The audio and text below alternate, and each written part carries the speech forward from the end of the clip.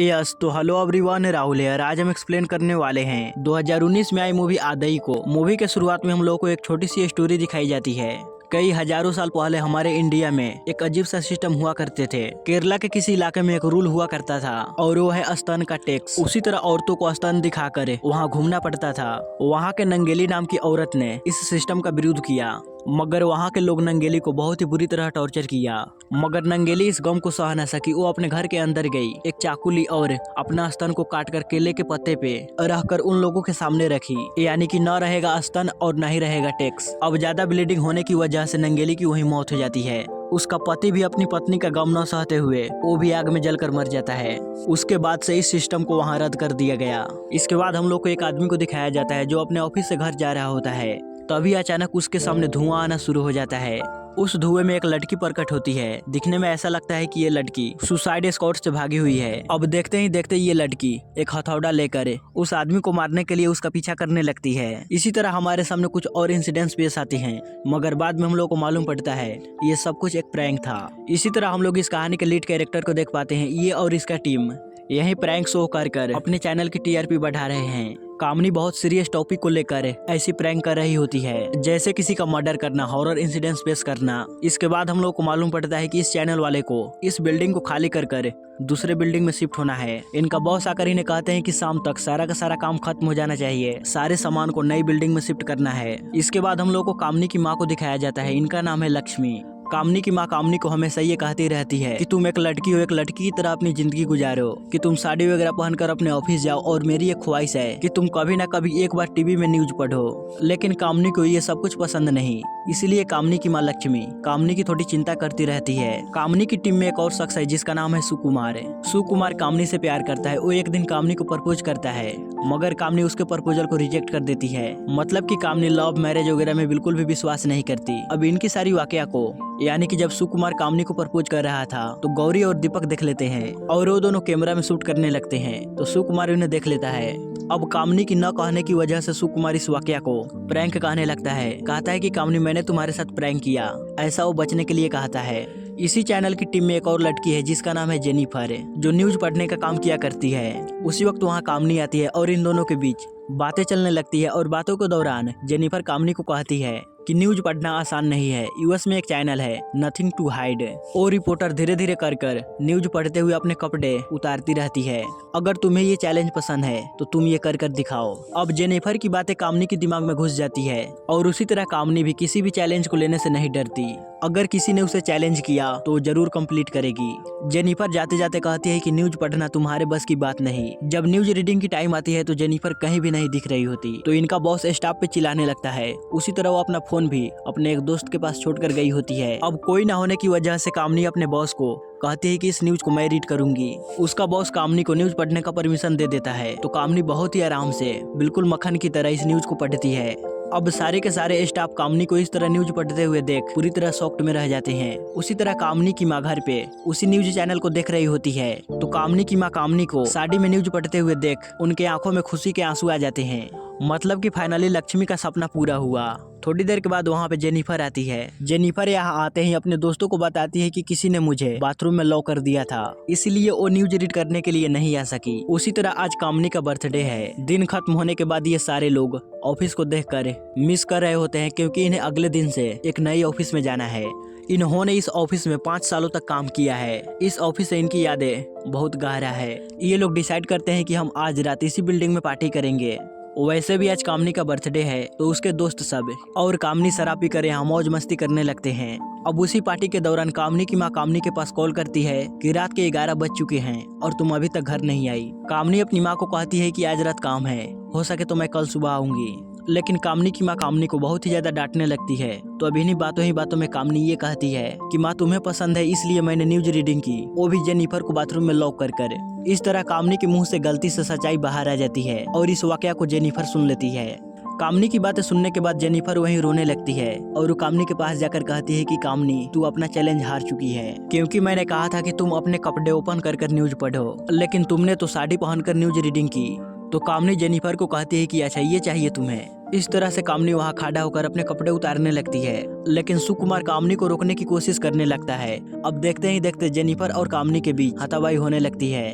अब इसी हाथापाई के दौरान इन सारे लोगों को हेलुसिनेशन होने लगते हैं। इन्हें ऐसा लगने लगता है कि हम हवा में उड़ रहे हैं, लेकिन बाद में आकाश बताता है कि मैंने फेडरेस में मैजिक मशरूम को मिक्स किया है, यानी कि ये अजीब तरीके का मशरूम होता है जिसे पीने के बाद आपको हेलुसिनेशन होने लगते हैं। थोड़ी देर बाद यहाँ पे सारे के सारे लोग टली हो जाते हैं। अब अगले दिन सुबह होती है। सुबह होने के बाद भी कामनी इसी बिल्डिंग में मौजूद होती है, वो भी नेक्ड, और वो अभी भी चैन की नींद सो रही होती है। थोड़ी देर बाद कामनी जब नींद से जागती है तो देखती है कि मेरे शरीर पे एक भी कपड़ा नहीं। इसे देखकर कामनी अपने आप को सिमेट लेती है। नींद से जागने के बाद कामनी अपने दोस्तों को बुलाने लगती है, मगर यहाँ उसके अलावा कोई नहीं होता। कामनी यहाँ से उठकर अपने कपड़ों को ढूंढने लगती है जहाँ पे इसने कल रात पार्टी की थी, लेकिन यहाँ भी इसके कपड़े नहीं होते। अब धीरे धीरे कर कामनी कल रात की सारी वाकया को याद करती है कि शायद नशे की हालत में मैंने अपने सारे कपड़ों को खोल दिया हो, या फिर ये काम जेनिफर का हो सकता है। शायद वो मुझसे बदला लेना चाहती हो। अब कामनी को तो इसके कपड़े नहीं मिलते, तो इस बिल्डिंग में वो पेपर को ढूंढने लगती है, मगर इस बिल्डिंग के अंदर पेपर क्या कागज का एक भी टुकड़ा नहीं होता। तो वहीं पे एक गिलास होता है, उस गिलास को तोड़कर कामनी उससे अपने बदन को ढक कर वो बिल्डिंग के ऊपर जाती है। वो ये देखने के लिए जाती है कि शायद मेरे कपड़े वहाँ है या नहीं। अपोजिट बिल्डिंग में एक सॉफ्टवेयर कंपनी होती है, उसका एक एम्प्लॉय की नजर उस बिल्डिंग के ऊपर पड़ती है और वो अपना फोन लेकर शूट करने लगता है। उसे पूरा यकीन होता है कि उस बिल्डिंग के अंदर कोई ना कोई जरूर है। कामनी जब टेरेस पे जा रही होती है तो मिस्टेकली उसके हाथों से वो कांच टूट जाता है। कामनी जब नीचे जाकर पानी पी रही होती है तभी वो सॉफ्टवेयर का एम्प्लॉय यहाँ आता है। वो ये देखने के लिए इस बिल्डिंग में आता है कि क्या यहाँ पर कोई है या फिर मेरा वहम था। कामनी को उस आदमी की आने की भनक लग जाती है, तो दौड़ते हुए अपने ऑफिस में जाकर उस दरवाजे को लॉक कर देती है। वो आदमी उस दरवाजे के पास जाता है, उसे खोलने की कोशिश करता है, मगर वो दरवाजा अंदर से लॉक होता है। तभी उस आदमी के पास कॉल आता है कि उसके बॉस ने तुरंत उसे बुलाया है, तो वो आदमी अब यहाँ से चला जाता है। थोड़ी देर के बाद कामनी का फोन रिंग होने लगता है, तो कामनी उस बिल्डिंग में अपने फोन को इधर उधर ढूंढने लगती है। तो फाइनली उसे उसका फोन मिल जाता है। देखती है तो उसकी माँ उसके पास कॉल कर रही होती है, क्योंकि कामनी कल रात से ही घर नहीं गई। तो कामनी अपनी माँ के पास कॉल करने की जगह वो अपने एक दोस्त के पास कॉल करती है, तो उसे मालूम पड़ता है कि मेरे फोन का रिचार्ज ही खत्म हो गया है। इसके बाद कामनी कस्टमर केयर के पास कॉल करती है, लेकिन सारे के सारे कॉल मर्द ही उठा रहे होते हैं। काफी कोशिशों के बाद एक लेडी टेलीकॉलर उसकी कॉल को उठाती है। कामनी उसे कहती है कि प्लीज तुम मेरी मदद करो, तुम भी एक लड़की हो ना, मैं एक अननोन सिचुएशन में फंस गई हूँ, प्लीज तुम मेरे फोन का रिचार्ज करवा दो, मैं तुम्हें बाद में पैसे दे दूंगी। लेकिन वो लड़की कामनी की बातों पे यकीन नहीं करती। वो कहती है कि मैम अगर आपको रिचार्ज करवाना है तो आप किसी नजदीकी रिचार्ज सेंटर जाकर अपना रिचार्ज करवा ले। अब कामनी की माँ काफी ज्यादा चिंता करने लगती है, क्योंकि कामनी अपनी माँ की फोन भी नहीं उठा रही होती। अब उसी बिल्डिंग में फूड डिलीवरी का पॉम्पलेट होता है, तो कामनी उस पॉम्पलेट को लेकर यानी कि वो फूड ऑर्डर करती है। कामनी उस लड़की को कहती है कि प्लीज अगर आपके पास कोई लड़की फूड डिलीवर हो तो आप उसे भेजिएगा, लेकिन इनके पास कोई भी गर्ल डिलीवर करने के लिए मौजूद नहीं होता। अब खाना ऑर्डर करने के बाद कामनी अपने फोन में गेम खेलने लगती है। कामनी अपनी सुरक्षा के लिए एक लोहे की रड को अपने पास रखती है। थोड़ी देर बाद वहाँ पे डिलीवरी बॉय आता है, तो कामनी का आइडिया ये होता है कि इस डिलीवरी बॉय को बेहोश करे, उसके कपड़े ये पहन लेगी। इसीलिए कामनी ने उस रड को अपने हाथ में ले रखा होता है। जब कामनी उस दरवाजे को खोलती है तो उस डिलीवरी बॉय को कोई और मार चुका होता है और मुंह के बल वहीं गिर जाती है। ये देखकर कामनी को एक बहुत बड़ा झटका लगता है।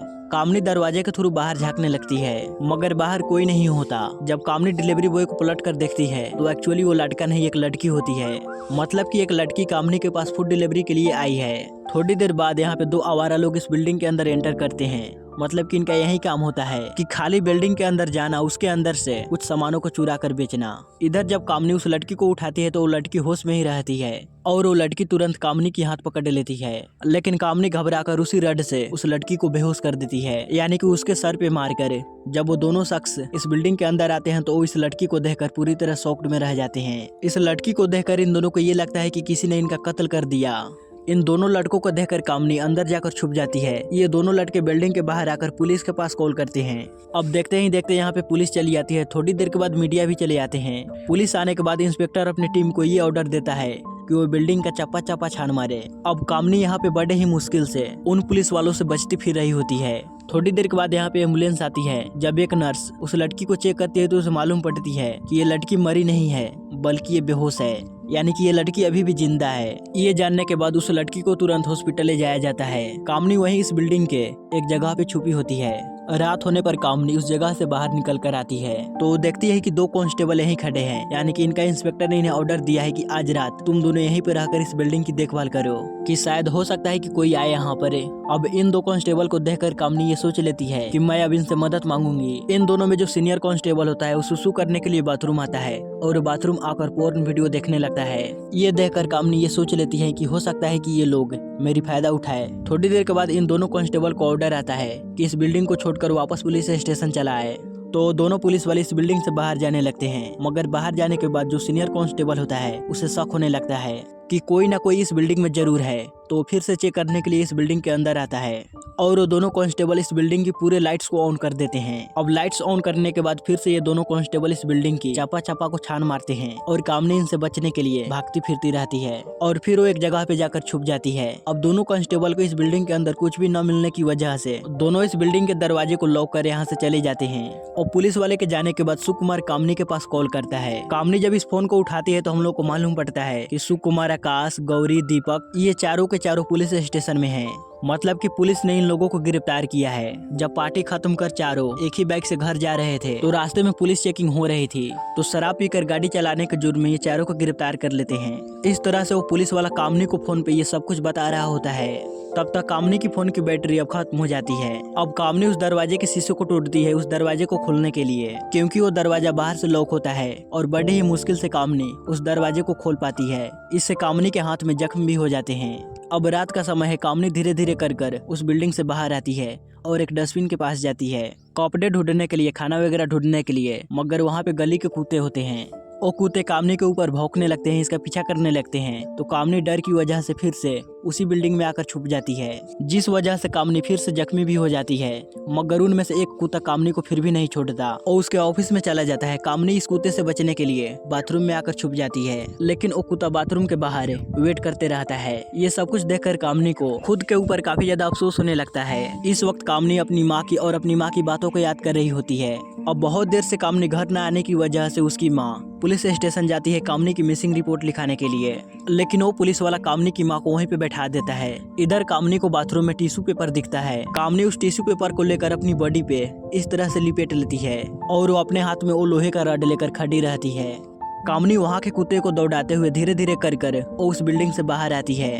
फिलहाल वहाँ पे बारिश हो रही होती है। कामनी धीरे धीरे कर वो बिल्डिंग से बाहर आती है, जहाँ से एक आदमी गुजर रहा होता है। तो कामनी उससे मदद मांगती है, तो वो आदमी कामनी को कपड़े देता है। कामनी जब इस कपड़े को देखती है तो उसे ये बातें मालूम पड़ती है कि ये कपड़े तो मेरे ही हैं। तभी वहाँ से पुलिस की कार गुजरने लगती है, तो पुलिस की गाड़ी को देखकर वो आदमी उसी बिल्डिंग के अंदर आ जाता है और छुप जाता है। बाद में हम लोग को मालूम पड़ता है कि वो आदमी नहीं बल्कि वो लड़की है जो कामनी के पास फूड डिलीवरी करने के लिए आई थी, और इस लड़की का नाम है नंगेली। तो कामनी इस लड़की को बहुत ही ज्यादा बुरी तरह मारने पीटने लगती है। पूछने लगती है कि क्यों तुमने मेरे कपड़े चुराया, तुमने क्यों मेरे साथ ऐसा किया, मैंने तुम्हारा क्या बिगाड़ा है। तो इसके बाद हम लोगों को कामनी की स्टोरी को दिखाया जाता है। दरअसल कामनी दूर गांव की रहने वाली है और उसे पढ़ने का काफी ज्यादा शौक है। नंगेली बहुत ही मुश्किल से शहर आती है एग्जाम देने के लिए। वो अब तक 2 एग्जाम पेपर लिख चुकी होती है, इसका तीसरा यानी कि आखिरी पेपर होता है। जब नंगेली एग्जाम देने के लिए जा रही होती है तो रास्ते के बीच कामनी दर्द के मारे तड़प रही होती है। कामनी को इस हालत में देखकर नंगेली इधर उधर हेल्प मांगने के लिए भागने लगती है। तो ऑफकोर्स ये सब कुछ कामनी का एक प्रैंक होता है। वहीं पे कामनी की टीम भी होती है, तो कामनी की टीम भी इस प्रैंक को कंटिन्यू रखते हैं। जब नंगेली बुरी तरह रो रही होती है तो बाद में कामनी नंगेली को बताती है कि ये सब कुछ एक प्रैंक शो था। यहाँ पे नंगेली कामनी को बताती है कि ये मेरा लास्ट एग्जाम था, तुम्हारी वजह से मैंने इस एग्जाम को छोड़ दिया, अब मुझे 1 सालों तक इस एग्जाम के लिए वेट करना पड़ेगा। नंगेली यहाँ पे कामनी को कहती है कि मुझे उस बात पे गुस्सा नहीं आया, गुस्सा तो मुझे तब आया जब हमारे साथ बहुत बुरा हुआ। एक दिन नंगेली और उसकी माँ कहीं पे जा रहे होते हैं, देखते ही देखते नंगेली की माँ को चक्कर आने लगते हैं और वो वहीं पे बेहोश गिर जाती है। नंगेली जब वहाँ के आदमियों से मदद मांगने लगती है तो वहाँ पे एक आदमी कहता है अच्छा ये एक प्रैंक शो है, तो मैं तो तुम्हारी मदद नहीं करने वाला। मगर बाद में कुछ लोग आकर नंगेली की माँ को बचा लेते हैं। तो ये बात नंगेली को बहुत बड़ा सदमा देता है। आजकल का दौर ये है कि लोग कंफ्यूज होकर रह जाते हैं कि कौन सी बात सच है और कौन सी बात झूठी है। यहाँ पर नंगेली कामनी को प्रैंक का मतलब समझाने लगती है। अगर तुम अपने जान पहचान के लोगों के साथ मजाक किया तो उसे कहते हैं प्रैंक, अगर तुमने अनजान लोगों के साथ किया तो उसे टॉर्चर कहते हैं, उनकी जिंदगी बर्बाद करना कहते हैं। इसके बाद नंगेली कामनी को ये बात भी बताती है कि एक समय था कि एक स्त्री अपने स्तन को छुपाने के लिए लड़ाई कर रही थी, लेकिन आज का दौर है कि आज की स्त्री अपनी स्तन को दिखाने के लिए लड़ रही है, क्या जमाना आ चुका है। नंगेली अपने गांव को छोड़कर इसी शहर में रहकर डिलीवरी की जॉब करती है। एक दिन नंगेली कामनी को देख ली थी। जब सारे लोग पीकर टली हो गए थे तो नंगेली इसी बिल्डिंग में आकर बिल्डिंग के सारे पेपर्स निकालकर डस्टबिन में फेंक देती है और कामनी के शरीर से कपड़े उतारकर उसे अपने पास रख लेती है, क्योंकि नंगेली कामनी को एक सबक सिखाना चाहती थी। ये सब करने के बाद नंगेली एक जगह पे जाकर छुप जाती है कि आखिर में कामनी क्या क्या करती है। जब कामनी खाने का ऑर्डर किया था और जब डिलीवरी बॉय यहाँ आया तो नंगेली बाहर आकर उस डिलीवरी बॉय से खाना ले ली थी कामनी को डिलीवर करने के लिए।